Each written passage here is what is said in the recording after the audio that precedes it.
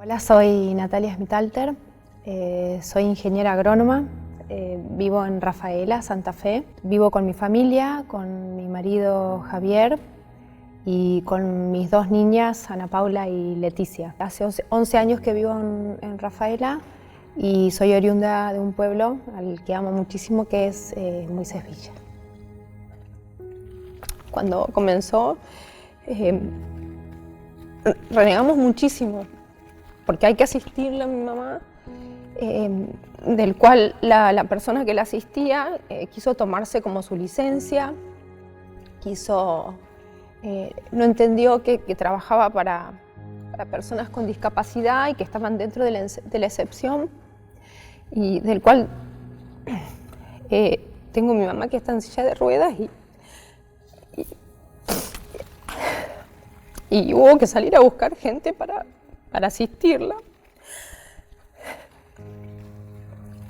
Por un lado tengo mi papá también, que son 10 años que asiste con el agotamiento físico y emocional de ser un asistente, salir a buscar personas, de las cuales tengo la señora que trabajaba en casa, que de corazón me dio una mano y se fue a trabajar con ella, y otra persona más. En ese momento era tanto el exceso de información sobre el virus, del cual tenías hasta el pánico de salir a la calle y no sé, de que venga volando una espora de virus y te entre por la nariz y te infecte. Y al ser mi papá persona de riesgo, fue muy dura esa parte. Sobre todo mi papá, con 70 años, nunca entendió nada del virus, nunca entendió que tenía que quedarse lo más que podía, que de última yo o mi esposo los asistíamos con las idas al súper, con las cuestiones de los médicos y la farmacia. Mi papá creo que nunca se enteró que había este virus a las vueltas, y donde las personas mayores eran las más complicadas. Con mi propia familia, o sea, con mi marido y mis dos nenas, yo creo que hubo una mezcla de sentimientos de mi parte. En un momento del día, de la semana, de los meses, te encontrás con tus luces y con tus sombras. Digo con mis luces porque te encontrás compartiendo con tu familia, planificando recetas, cocinando, viendo cómo higienizás tu casa. Me la pasaba limpiando y limpiando.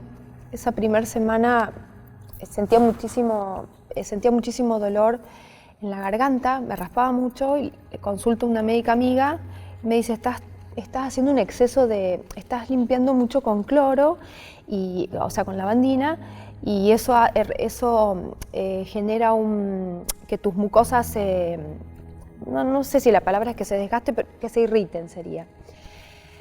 Del exceso de limpiar. Bueno, y como todos, mi marido cuando salía a hacer las compras, prácticamente sacarse todo el equipamiento que venía del exterior, fumigar todo con alcohol y agua.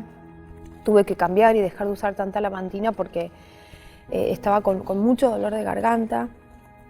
Y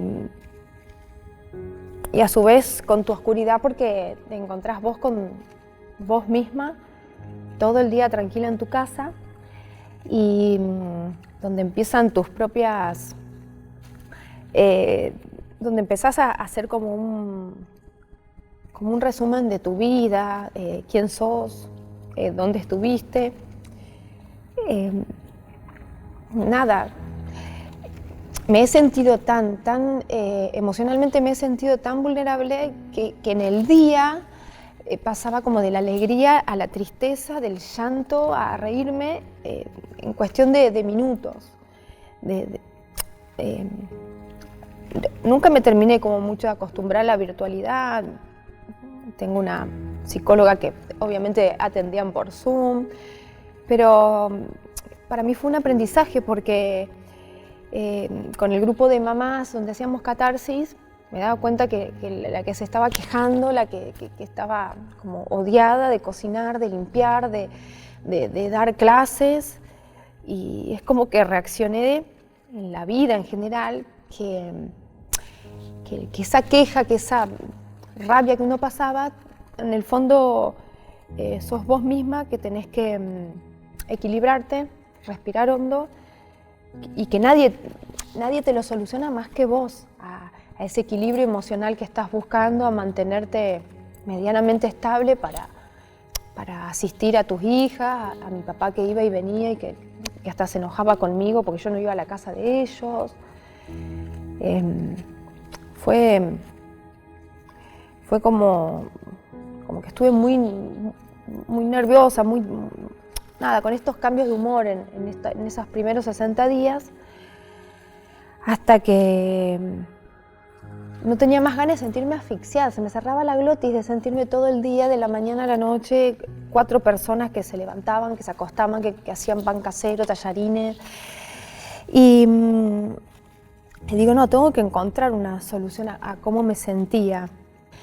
Y donde lo mismo, uno pasa por una etapa de negación, de rabia, a una resignación y a decir, bueno, esto cambió, esto vino para cambiar, para acercarnos de alguna manera y también para alejarnos. Cuando recordé eso, que son palabras de esta viróloga que no me voy a olvidar más, comencé a tranquilizarme y a ver al COVID como desde otra óptica. Que mi estado de ánimo no pase como del miedo, de la rabia a la alegría en apenas unos minutos. Y eso me fue tranquilizando, me fui tranquilizando, me di cuenta que no me quejaba más, me di cuenta que tomaba clases online y me fui adaptando y nos fuimos acostumbrando, me acostumbré a dar clases, pasé mucho enojo con el tema de las clases, muchísimo enojo. Y me di cuenta que por más que me enoje, mi nena, la más chiquita, tenía que seguir con su educación, tenía que seguir aprendiendo y bueno, no me quedaba otra que hacerlo yo. Me tuve que amigar de todo eso, de todos esos patrones que en mi vida yo los había proyectado como los no que iba a tener en mi vida, hoy eran sí y los estaba atravesando. Y cuando tus nenas o tu mismo marido te dice, no grites tanto, pues sí, siempre odié a la gente que gritaba. Y nada, me fui como tranquilizando. Escuché por YouTube muchos audios de meditación, de respiración y de cómo ir aquietando la mente, porque es la mente la que te habla y te hace, salir a veces las peores partes que tiene uno adentro. En los momentos que estábamos como en esos procesos de oscuridad o de amargura o de miedo, yo vivo en un barrio donde hay muchas familias jóvenes y donde, bueno, se comparten entre las casas vecinas los muros verdes o los tapiales, y eso fue muy bueno. Te puedo decir que para mis niñas fue hacerse llevadero, porque pusieron una escalera que estuvo toda la cuarentena pegada al tapial de mi vecina, que es médica, y se conectaban y charlaban con distancias ahí de 3 metros entre altura y superficie, y bailaban y charlaban, y eso ayudó mucho. Hasta en un momento tenemos un video donde entre las vecinas del lado sur y las vecinas del lado norte poníamos un parlante y se juntaban todos los días a las 4 de la tarde y bailaban y se divertían. Hasta festejé el cumple en cuarentena de mi nena más grande, que cumplió 12.